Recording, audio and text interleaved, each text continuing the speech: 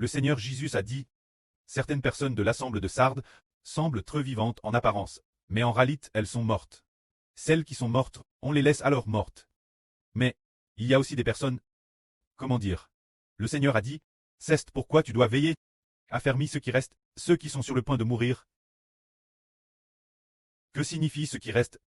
Il y avait peut-être 100 personnes, maintenant il n'en reste que 10. 99 ont déjà, 90 sont déjà mortes. Disons que pour ces 90, elles, le cœur qui croit au Seigneur n'est plus elles, ils ne croient plus.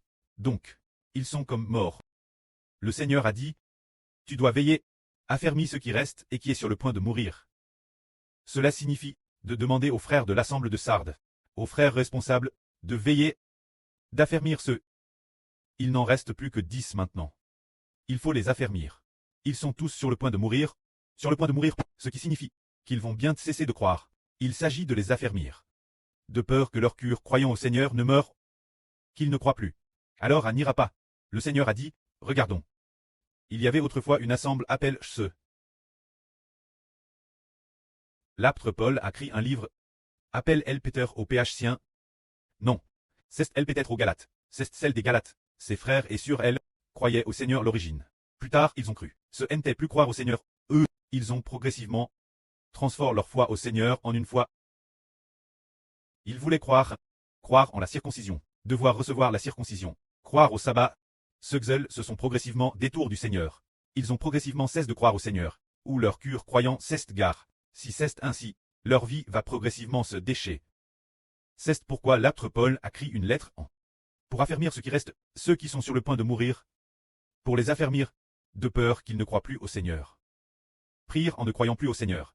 La vie l'intérieur ne sera plus l'aile, la vie du Christ l'intérieur sera morte, bien qu'il soit vivant.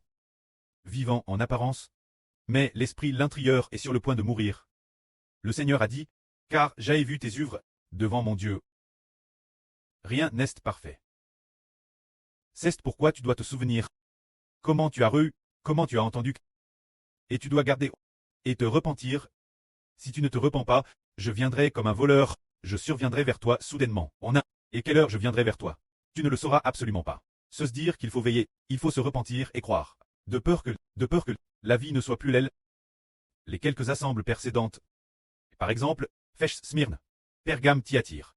Ces quelques assemblées saines sortaient plus bien, mais elles commettaient l'immoralité, ou une certaine erreur, les mauvais CTS. Mais l'assemblée de Sardes était JJ morte. Beaucoup de gens étaient morts. C'est dire que beaucoup ne croyaient plus. Ils n'avaient plus la vie du Christ. C'était l'une des pires assemblées. Si mauvaise que elles n'avaient déjà plus la vie du Christ. Et les autres assemblées, elles allaient encore peu près bien, mais certains commettaient l'impudicité ou l'idolâtrie, ce qui provoquait bien et sœur la colère du Seigneur. Mais s'ils se repentaient seulement, leur vie renaissait, c'est ce que le Seigneur enseignait.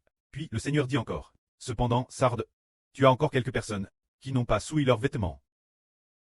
Elles marcheront avec moi en vêtements blancs. Car elles en sont dignes. Celui qui vaincra sera ainsi revêtu de vêtements blancs. Je n'effacerai point son nom du livre de vie. Et je confesserai son nom devant mon preux. Et devant tous les anges de mon pré. Je reconnaîtrai son nom, ce que l'Esprit dit aux assemblées. Que celui qui a des oreilles entende attentivement. Et pour ce qui est de Sardes, il y avait encore quelques personnes qui s'en sortaient bien. Ces quelques personnes gardaient leur sainteté, et de plus, t'es toujours vivante. Leur foi dans le Seigneur, t'es toujours vivante. Pour de telles personnes, le Seigneur n'effacera pas leur nom, et il confessera leur nom. Cela nous enseigne, rester vivant chaque instant, avoir une foi ardente dans le Seigneur, fuir toute forme de pchash. Et aussi, garder notre foi brûlante, faire de notre mieux pour l'œuvre du Seigneur. Alors nous serons bénis. Que la gloire soit auprès et au Seigneur. Amen.